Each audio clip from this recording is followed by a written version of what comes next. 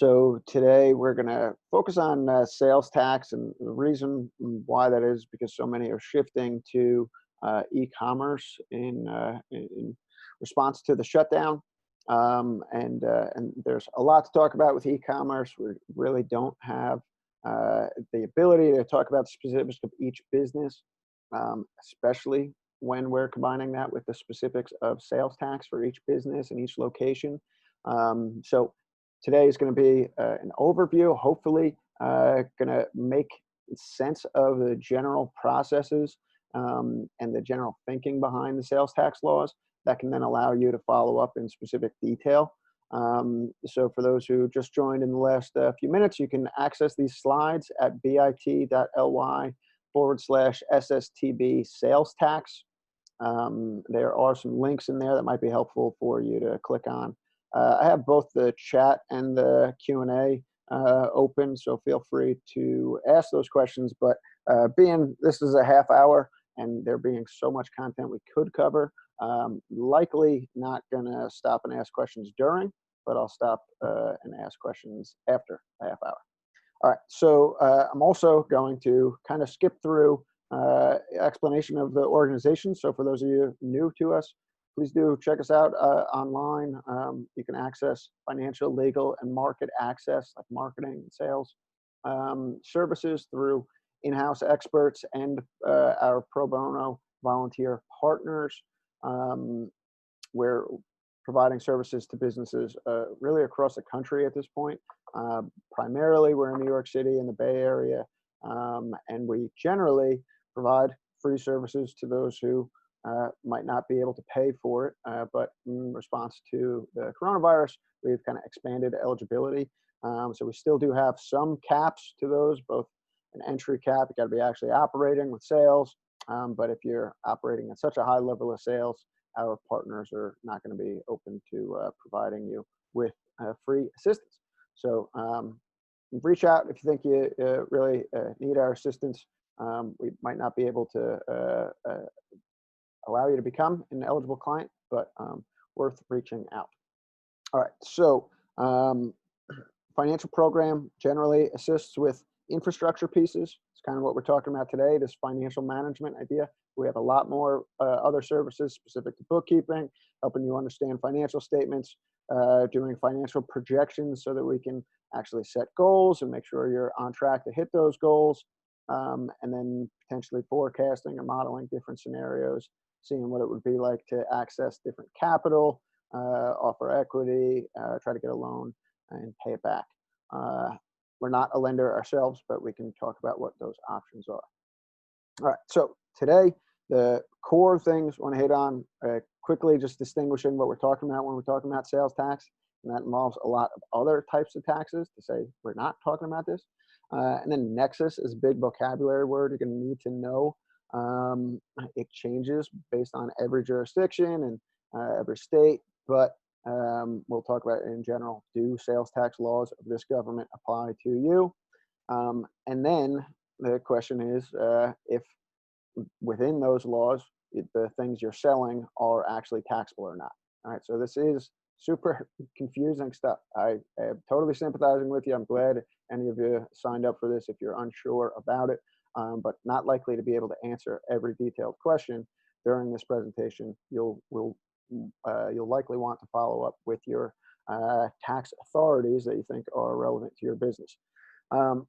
General process of registering to collect sales tax, then collecting sales tax, and then filing and remitting, which means just paying back the government whatever money you collected from your customers. And then we do have last slide in here talking about kind of potential of e-commerce data. So we'll touch on that just a bit. So the one type of tax that you all probably just dealt with, being the July 15th deadline, is income tax, right? So the general idea with income tax, distinct from sales tax, is that whenever you make money, regardless of what you're doing, you have to pay some form of income tax on the money that you make, however it is that you made that. Right, so this would be at the top at the IRS, and then state and potentially city, county, or local government paying income taxes to them. Now, if you're employed, you might have some of these income taxes withheld from your paycheck. You might have too much income tax withheld from your paycheck, and then you might get a refund at the end of the year. But if you're not employed by someone else who's doing those withholdings for you, then you have self-employment tax. Self-employment tax is referring to income tax, or generally it's on money that you've made. This goes towards things like Social Security and Medicare, so that you can benefit from those later on because you've paid into them. This system still exists as of today. So those are things you need to be aware of. If you're employing other people, you need to be aware of payroll and unemployment taxes as well. None of that is sales tax.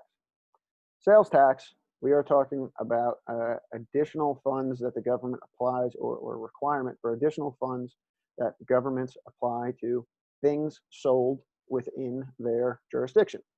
So in the case of New York City sales, just as an example, if you sell something that is taxable in New York State, in New York City, you'll have to apply 8.875% on top of the price that you're charging, and you collect that from your customer. And then at the end of the quarter, every 3 months, or potentially the end of the year, if you're brand new or really low sales volume, then you give that money back, and that's the remittance. Now, as I mentioned, there are tons and tons of little complications about, is this taxable? Is my business in general subject to the sales tax laws of this locality or state? So many little details. We'll try to explain it in kind of broad strokes, but you'll ultimately want to follow up if it's a real kind of specific product or specific circumstance. Follow up directly with the state. So on that slideshow, you'll be able to click on these, and it'll show a list of common exemptions and more about the process for New York sales tax.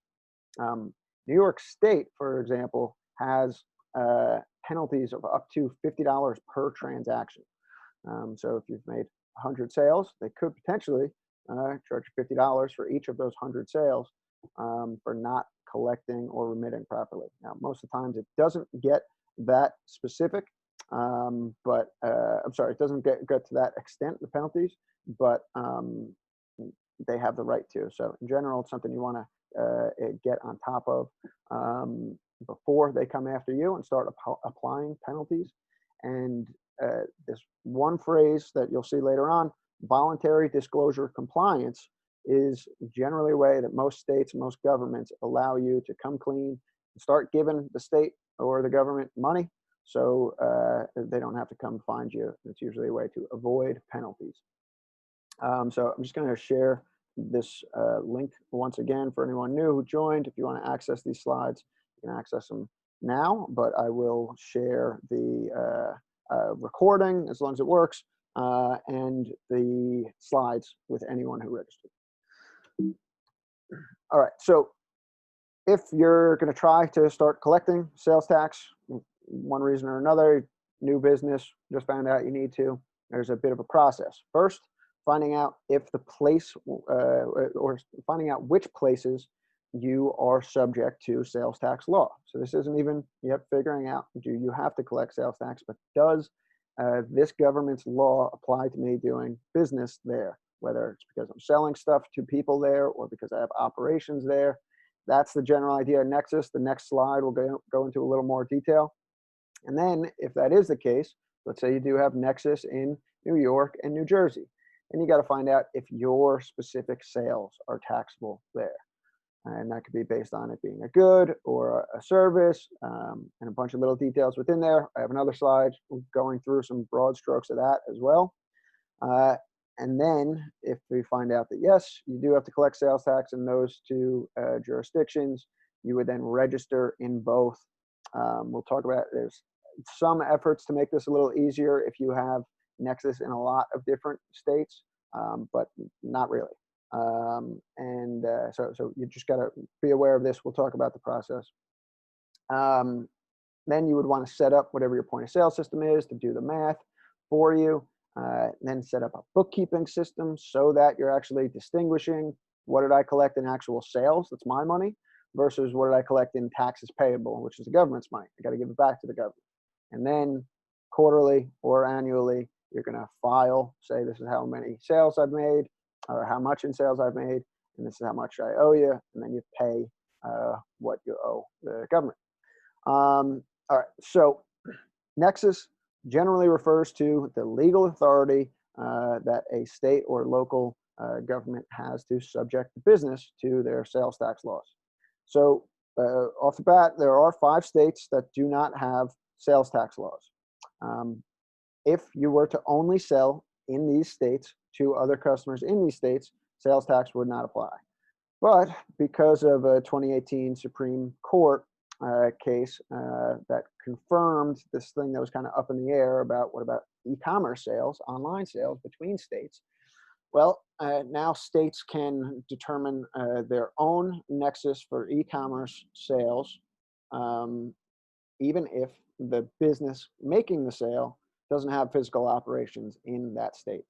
So, like I said, if you're in a state, you almost definitely have nexus there, meaning that if you sell to other customers in that same state, that you're going to be responsible for sales tax laws on those sales.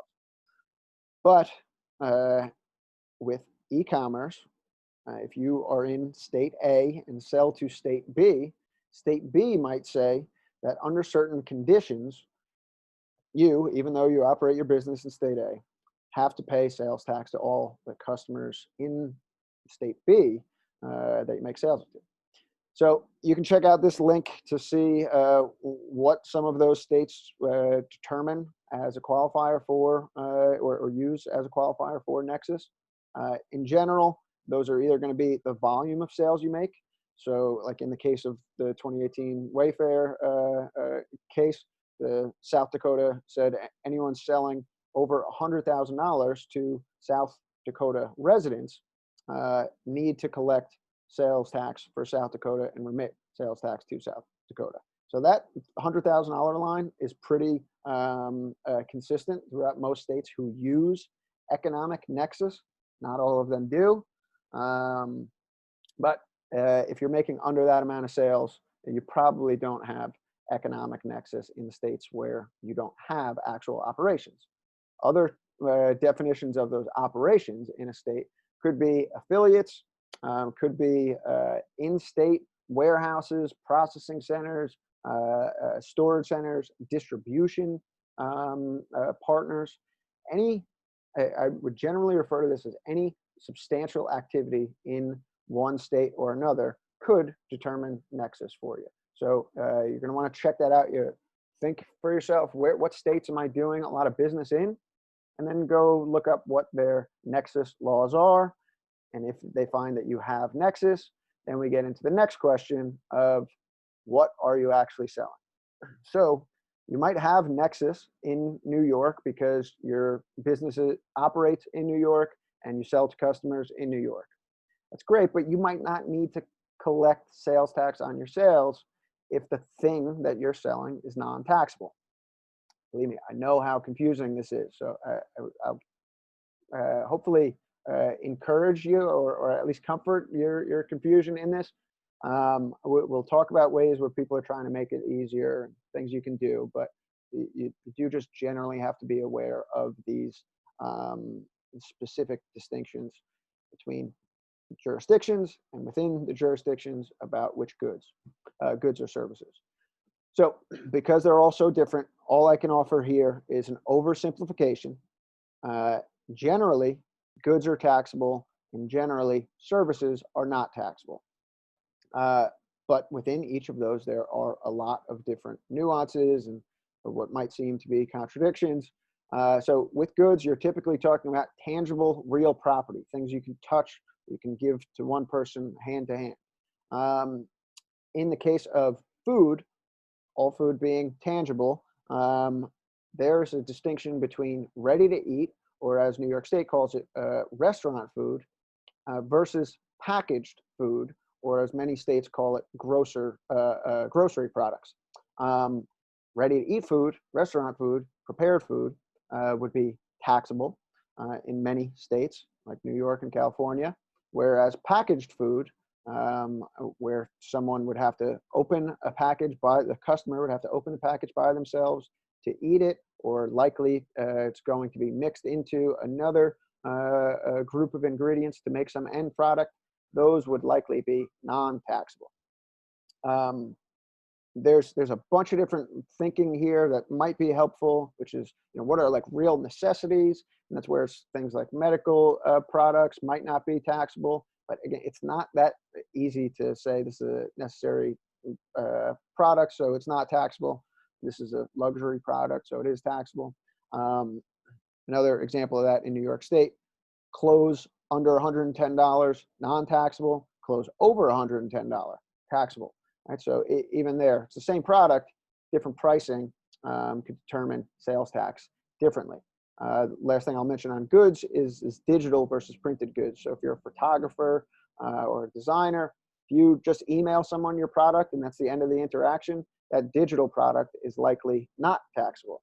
Whereas if you print an actual photo, if you have a thumb drive and you hand that to someone, ship it to someone, that may be taxable, right? With services, a couple ones I want to mention are, for one, the difference between publishing information versus connecting someone to information. So the idea of like selling leads from decades ago, Glengarry, Glen Ross type leads, those are taxable sales of information.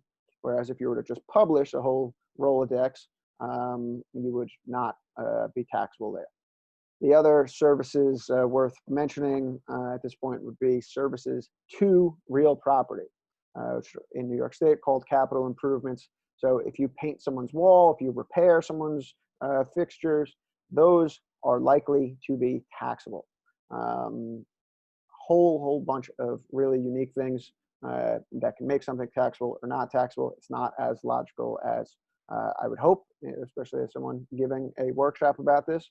But you got to generally be aware of this stuff. Some of this might answer questions for you, but most of you are going to have to contact your actual state to see what they have. New York State, New Jersey, even California have pretty good descriptions of which things are taxable and which things are not. The problem is with finding the language that they use to describe the thing you're selling.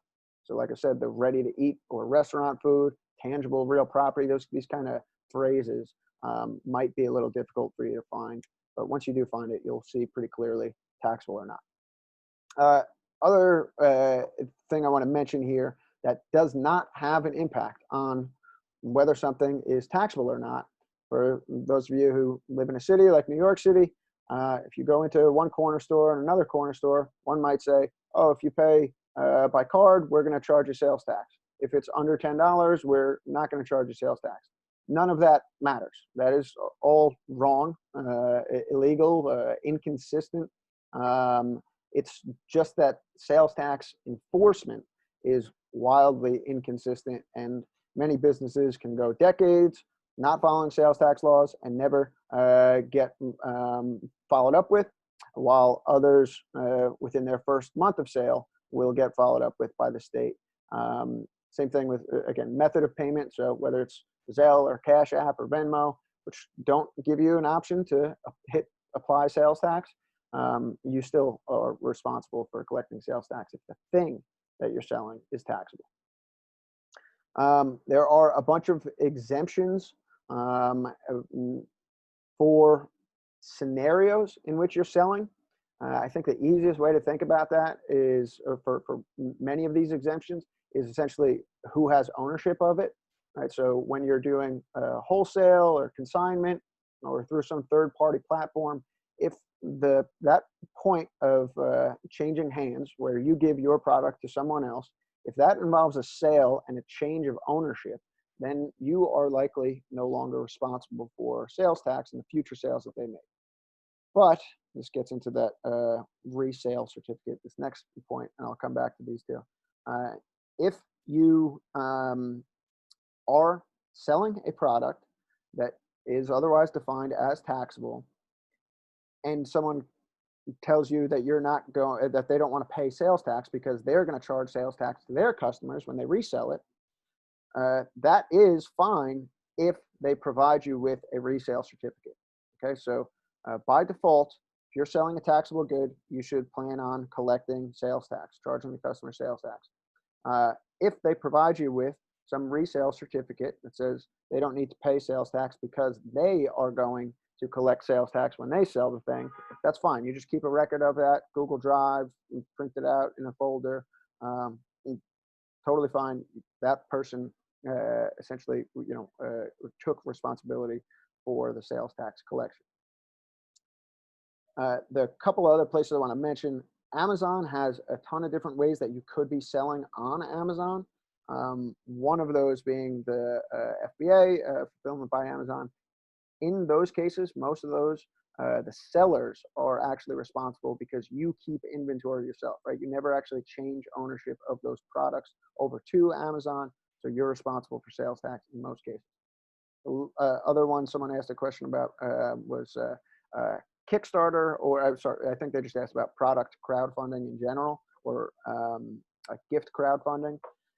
In examples like Kickstarter, where it's a specific product that you're product or service that you're providing to someone who's funding your business, it's just a sale. Kickstarter, for example, defines all of the crowdfunding that you do as sales.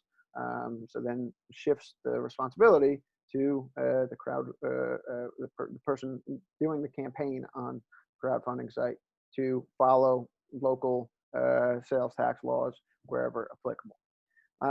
Nonprofits and government agencies typically will provide you with a permanent certification saying that they are not responsible, that they don't pay sales tax. It's fine. You just take a picture of it, scan it, whatever it is. And if the government ever audits you and says, how come you didn't collect sales tax on these sales? You'll have an explanation. The other thing worth mentioning here, people ask about, or this idea of duty-free.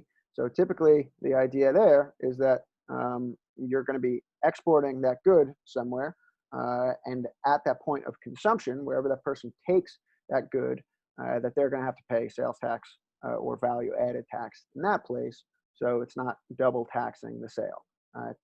Really only going to apply to you if you're in airports or some other high export area or industry. All right, registering is, I'm not going to go through too much of this. A couple of things to mention that are slightly different in sales tax. If you're selling, sorry, I'm jumping through here. So the excise tax typically refers to like vice goods. So we're talking about tobacco, alcohol, or services like gambling. These things might have their own specific tax rules applied to them based on the jurisdiction. So if you think you're somewhere on the in a gray space there, you can look up excise taxes. Use tax is so confusing and so poorly described, and not it's not enforced at all. If you read about it, you're going to think that every time you make a purchase as a consumer that you have to pay use tax, and I promise you that's not what's happening. Big businesses that do a lot of resale and jump between jurisdictions, they pay use tax. Probably don't need to be worried about use tax, but you can certainly ask the state if you're concerned about it. Value-added tax is the phrasing that like Europe uses around a flat sales tax throughout their country. And voluntary disclosure is what we were talking about if you want to come clean to the state and avoid penalties if they come find you that you owe taxes to them. So registering, again, you're a custodian of the government's money. When you sell a taxable good or service in their jurisdiction, you're collecting it from their customer, from their residents, your customers, and then you're giving it back to the state. So they want to have as much information as possible about you. So if they think you're inappropriately operating as an agent of the state, that they can come find you. So they'll ask you for bank account numbers, taxpayer ID. They'll also ask about when you started selling these taxable goods. And if it's a lot earlier than you've been paying the sales tax, then they're probably going to come after you for what you owe. So again, voluntary disclosure compliance is what you would want to do before you get on their radar.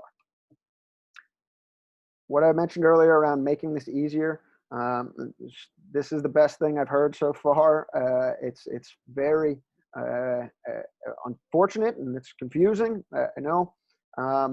Closest thing we have to a good way of doing this is an organization called this Streamlined Sales Tax Governing Board, and they have a bunch of these members, so the blue states, who've agreed to have this kind of unified application or registration for sales tax, and you file a more streamlined form.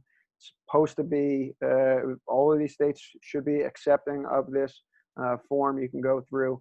And who this is relevant for is, again, if you're selling in a bunch of states to the point where you would say you have significant operations in a bunch of states.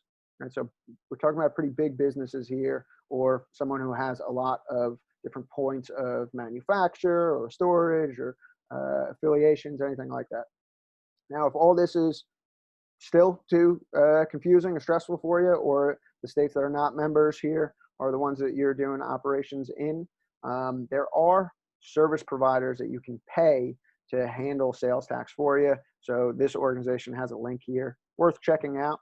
The goal there would be to get someone to pay someone to both do the filing and remitting for you after you register in these states. Really important to say that most point of sale systems or bookkeeping systems do not file and remit for you, right? They would just do the math, essentially. So that's what I have on these next slides. It's a description of what some of these websites do. This is a Shopify example, this screenshot, right? So if you say that you have jurisdiction in New York, then it will apply the appropriate New York sales tax rate when you make a sale to other customers in with shipping addresses in these New York zip codes. So Shopify, Wix, and GoDaddy are, as far as I'm aware, that they read the actual sales tax rates and apply it for you. Squarespace and Square by default will need you to enter what those rates are. There are a bunch of different paid integrations. Someone mentioned WooCommerce. There's Avalara is another. You can pay to kind of do some of this for you. But these systems will at least recognize where the shipping, or in the case of a digital product, the billing zip codes are, and start applying whatever information they have, whether that's the rate that you put in or the rate that the system itself knew already. Invoices on any of these systems or in your bookkeeping systems will have you that option to say this is taxable or not taxable. In Wave, you do have to manually put in the jurisdictions and the rates. With QuickBooks, there are it should be able to read the rates for you from the government information. Really important to do bookkeeping because it will allow you to distinguish which money is yours and which money is the government's.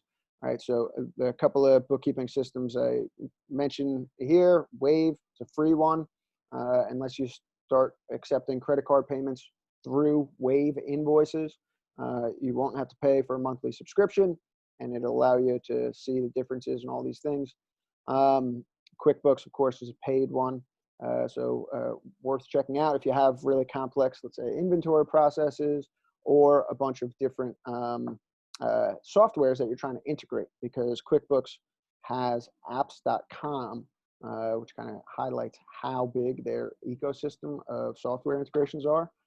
Wave has a couple ones. Shopify now has a free integration on Wave, and they do Zapier, which has a bunch of if this, then that. Some of these are paid, some of them are free. Like Square has a free Zapier with Wave, but Stripe, you would have to pay, I think it's like $5 to $8 a month. Last thing that's on here, I won't go into it. I know it's the last minute, and then I'll answer questions. The e-commerce sites that you're using have a ton of data, and it's just really important to start looking at those things. You don't need to know how to do one of these ratios right off the bat, but in general, they're starting to allow you to see how your activity, right? So your customer acquisition activity or costs, your marketing efforts, like emails sent out, your social media posts, how they not just generate total sales, total new customers, new followers, but actual dollar amounts in value, and dollar amounts in value towards a specific product, what that profit is once you start including all of this in an actual bookkeeping system. So these are some general things to start thinking of, right? We don't want to just focus on volume. We want to focus on efficiency metrics, which are things that will allow you to say, yeah, I sent out a bunch of emails, but did people actually open them? Yeah, I got a bunch of website visits, but did people actually purchase things? Did they spend a lot of time on the site?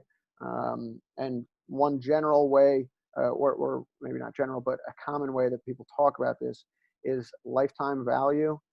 So how much money a customer will spend on you throughout a standard relationship, and how much it costs you to get that lifetime value, right? And if there's a positive return on every dollar you spend in customer acquisition costs, to how many dollars you get in customer value, value from your customers, then you're making good decisions, right? So that's a really quick overview of a bunch of this stuff. I'm gonna hop into questions. See, someone asking about. I'm just gonna read the question. I'm a solopreneur and I used to sell products, but for the last 6 years I haven't. My goal is to get back to selling products one day. That said, I file a yearly web sales tax return stating no income made, just to keep this option open. Should I continue to do this or stop and restart once I start to sell products again? So if you're fine with doing the informational filing that says no dollars, great. But if you miss one of those quarters, they're going to fine you $50 in as far as New York State goes. So I often advise people to close their certificate of authority or sales tax registration until they're actually going to make sales, just to remove that potential for getting fined. Up to you though. Then no real tax or legal reason one way or the other. Online coaching, Zoom sessions, recorded video courses sold online. So as long as you remain digital, you should be free from the requirement to collect sales tax. There are some things around services. Again, I off the top of my head, I don't think things like physical activity digitally is going to be required, but like New York State has weird language around a facility that that has weight loss as its focus. Those would be taxable sales. So the one-on-one coaching is typically not taxable. Yes, I will send slides out to everyone who has registered for this workshop. All right, I'm going back to the chat. I see some questions. If I pay sales tax on materials to make my products, am I required to charge sales tax on my finished product to customers? Yes. So unless you are going to provide a resale certificate to your suppliers, which you generally have to apply for, so that you're not having to pay sales tax. That's the only thing you could get away from, right? If you sell a taxable good, you have to collect sales tax by default. The thing that you can potentially get away from is not paying sales tax when you purchase the materials, but you would need to get a resale certificate. So you should look into that. It's a bit of a process to get. You can typically only, by default, you would get it for one purchase, but you can get longer ones, or just that your business is a reseller or something like that. In certain circumstances. I'm going to send the slides to everyone who's registered. So if you're registered with that email address, it'll be fine. Is Nexus state to state, or can it be within the state, i.e. county to county? Yeah, so counties have different, counties have different sales tax laws. So like New York City has sales tax applied to beauty services, like if you're a hairdresser or something like that, whereas the rest of New York State does not. So Nexus is still state specific, right? The state sales tax laws apply to you, but then they don't really use the phrase Nexus for counties or jurisdictions.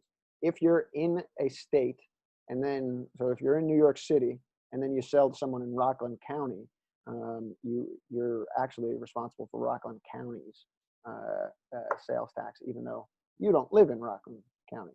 Right? So they're both in New York. I know it's confusing. I'm sorry. If you operate and sell a tangible product in New York, do you collect New York tax on all in-person and online sales in New York, but not need to collect sales tax when shipping goods to other states? That is the general idea, yes.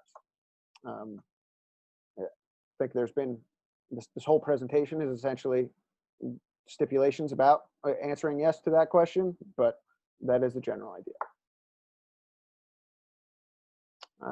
Okay.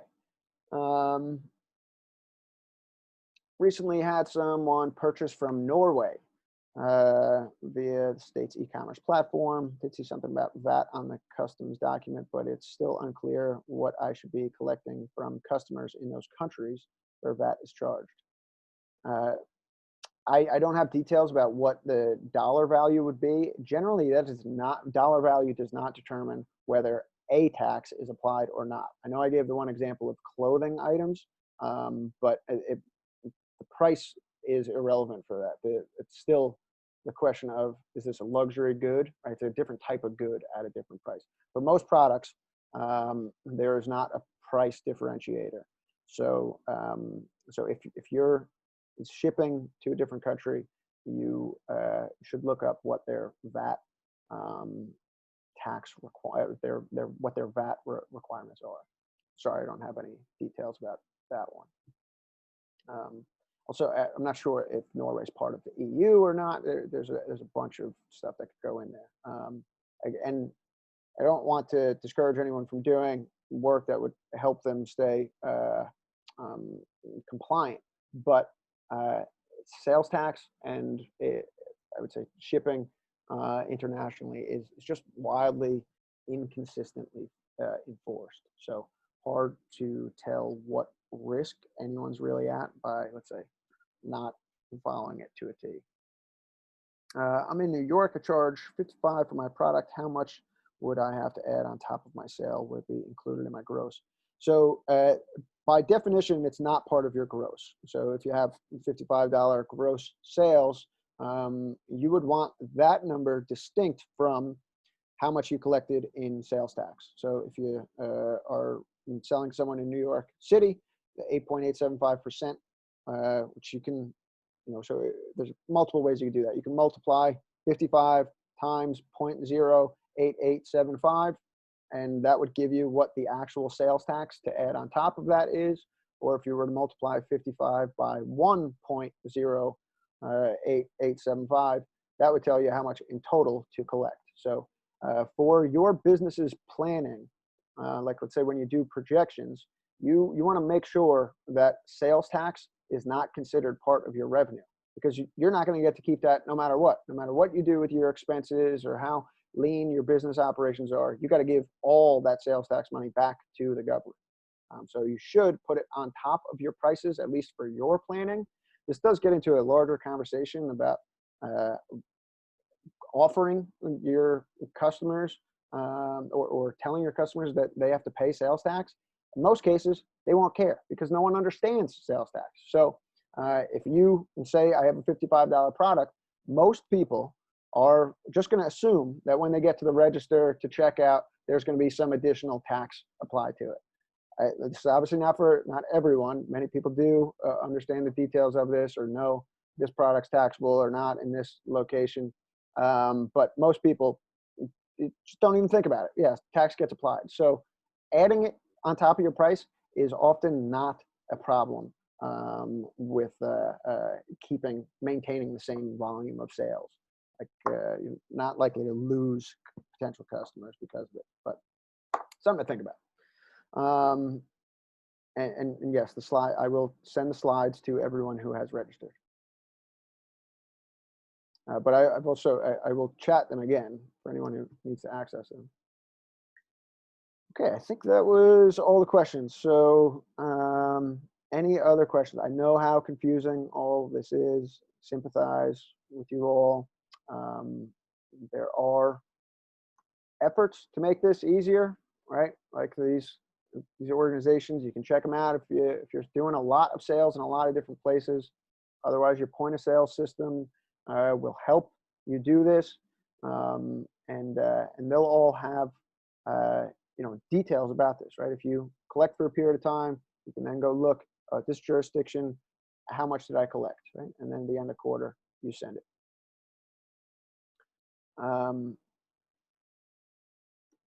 So I will send the recording and the slides to everyone who has registered once I get the recording processed.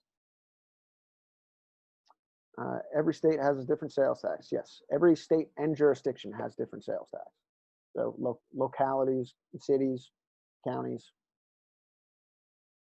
If you're in New York City and someone buys a candle in Ohio, I don't know what Ohio's specific nexus determinants are. Generally, you would not have to collect on someone in Ohio if you don't have any physical operations in there. But if you sell $100,000 worth of product to Ohio in the next year, you may be responsible based on economic nexus to collect on new sales from Ohio.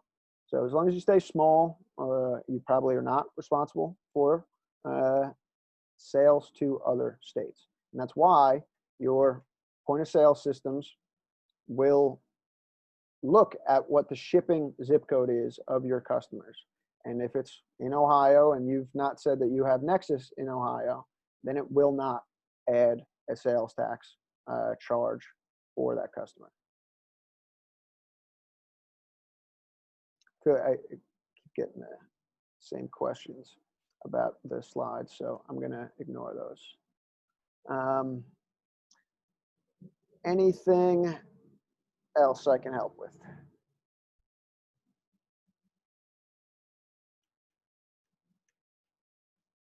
All right. The website, for those of you who are new to our organization, maybe got sent info about this presentation, startsmallthinkbig.org. You'll find join us or apply to become a client if you'd like to receive one-on-one assistance through either staff like myself or our pro bono volunteers.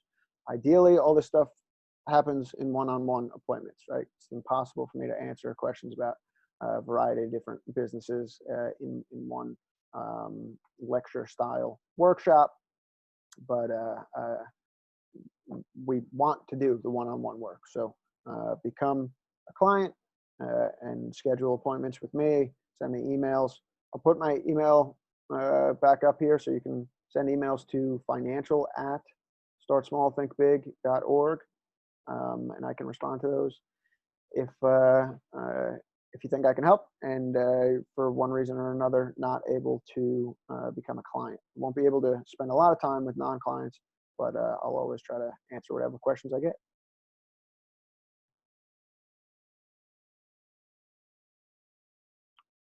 All right, so one last time, I will send the slides and the recording to all who registered, so feel free to reach out if I can help you in the meantime. Might be a few days before that email comes out.